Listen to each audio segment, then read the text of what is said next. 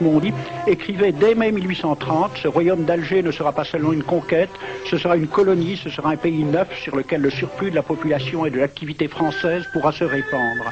Voilà les véritables raisons de la conquête dont il faut aussi éclairer les méthodes.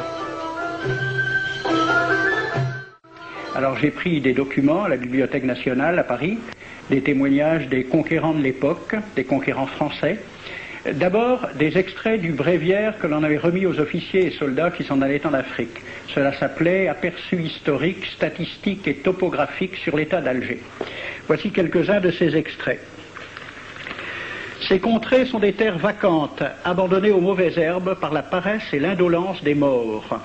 Les femmes du pays sont livrées par la paresse des Arabes, qui passent toute leur vie à fumer, à la turpitude de mœurs extrêmement relâchées. Elles n'ont pas de religion. Beaucoup doutent qu'elles aient une âme immortelle et croient qu'elles ne sont faites que pour la reproduction. Le climat aidant, les femmes sont nécessairement disposées au plaisir. Alors, allez-y, des terres vacantes et des femmes consentantes qui n'attendent que les soldats français. Et puis, à côté, j'ai vu d'autres documents qui marquent l'étonnement des officiers français qui débarquaient en Afrique. C'est Campagne d'Afrique en 1830 par un officier du corps expéditionnaire.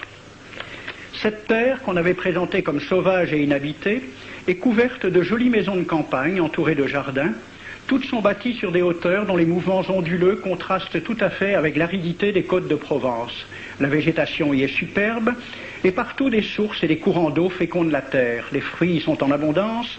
Un grand nombre d'aqueducs amènent les eaux jusqu'à la capitale. Et le maréchal Bugeaud lui-même. J'ai reconnu que l'Algérie produit beaucoup de grains, une immense quantité de bétail. L'immensité des terrains ensemencés atteste l'existence d'une population beaucoup plus nombreuse qu'on ne le pensait. Le commandant Claude-Antoine Roset, dans Voyage dans la régence d'Alger en 1833. Presque tous les hommes savent lire et compter. En France, on compte à l'époque 40% d'analphabètes. Ainsi, les soldats qui débarquent sont en général moins instruits que les sauvages qu'ils viennent civiliser. Le ministre de la guerre de l'époque, qui s'appelait Girard, il faut se résigner à refouler au loin, à exterminer même la population indigène. Le ravage, l'incendie, la ruine de l'agriculture sont peut-être les seuls moyens d'établir solidement notre domination. Savary, duc de Rovigo, apportez des têtes, bouchez les conduites d'eau avec la tête du premier bédouin que vous rencontrerez, au nom bien sûr de la civilisation.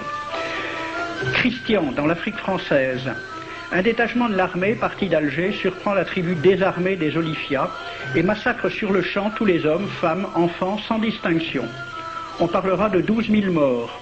Les troupeaux raflés aux Olifias seront vendus au consul du Danemark. Quant au reste du butin, il fut exposé au marché de Babazoun. On y voyait des bracelets de femmes encore attachés à des poignets coupés et des boucles d'oreilles pendant à des lambeaux de chair, au nom de la civilisation. Le colonel François de Montagnac. Selon moi, toutes les populations qui n'acceptent pas nos conditions doivent être rasées. Tout doit être pris, saccagé, sans distinction d'âge et de sexe. L'herbe ne doit plus pousser là où l'armée française a mis le pied. Saint-Arnaud, il était commandant et c'était aussi un mari très attentionné. Il écrit à sa femme « Chère Louise, je suis bivouaqué par une chaleur de 40 degrés au milieu de 20 villages superbes qui ne se sont jamais bien soumis. Je leur ai donné jusqu'à ce soir pour payer les impôts et les amendes que je leur inflige.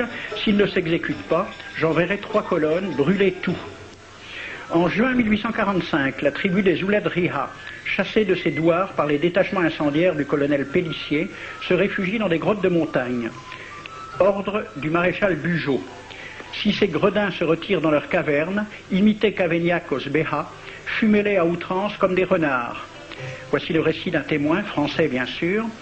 Voir au milieu de la nuit, à la faveur de la lune, un corps de troupes françaises occupé à entretenir un feu infernal. Entendre les sourds gémissements des hommes, des femmes, des enfants et des animaux, le craquement des rochers calcinés s'écroulant. Le matin, quand on chercha à dégager l'entrée des cavernes, gisaient des bœufs, des ânes, des moutons. Parmi les animaux, entassés sous eux, on trouvait des hommes, des femmes, des enfants. J'ai vu un homme mort, le genou à terre, la main crispée sur la corne d'un bœuf. Devant lui était une femme tenant son enfant dans ses bras. Cet homme avait été asphyxié au moment où il cherchait à préserver sa famille de la rage de cet animal. On a compté 760 cadavres. Le 8 mai 1845, Saint-Arnaud découvre 500 Algériens qui s'abritent dans une grotte entre Ténès et Mostaganem. Saint-Arnaud ordonne à ses soldats de les emmurer vivants.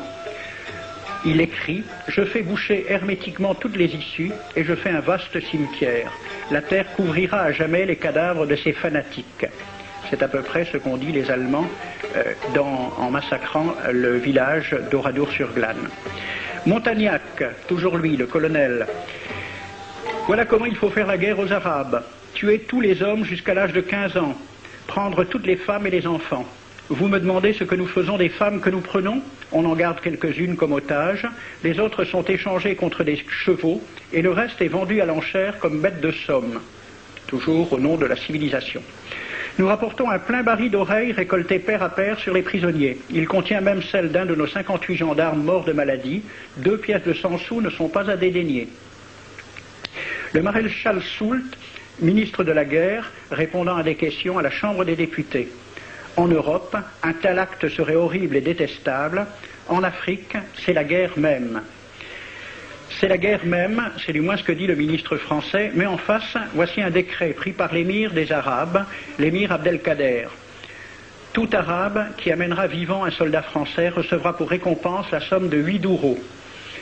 Tout Arabe qui aura un Français en sa possession sera tenu de le bien traiter et de le conduire le plus promptement possible, soit devant le califat, soit devant l'émir lui-même. Dans le cas où le prisonnier aurait à se plaindre de mauvais traitements, l'Arabe n'aura droit à aucune récompense. À la lecture de ce décret, question d'un soldat algérien, quelle récompense pour un prisonnier vivant? L'émir répond 8 douros. Et pour une tête coupée, l'émir répond 25 coups de bâton sur la plante des pieds. De quel côté était la civilisation?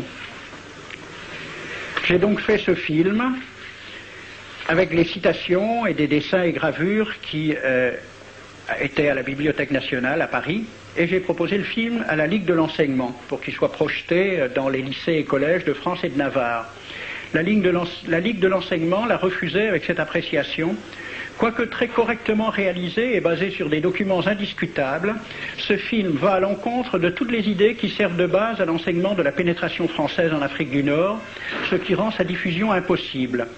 C'était reconnaître que l'enseignement n'avait pas pour but l'éducation, c'est-à-dire l'ouverture vers la réalité, mais l'endoctrinement au service d'une idée politique, ici le colonialisme. L'avion régulier d'Air France a contribué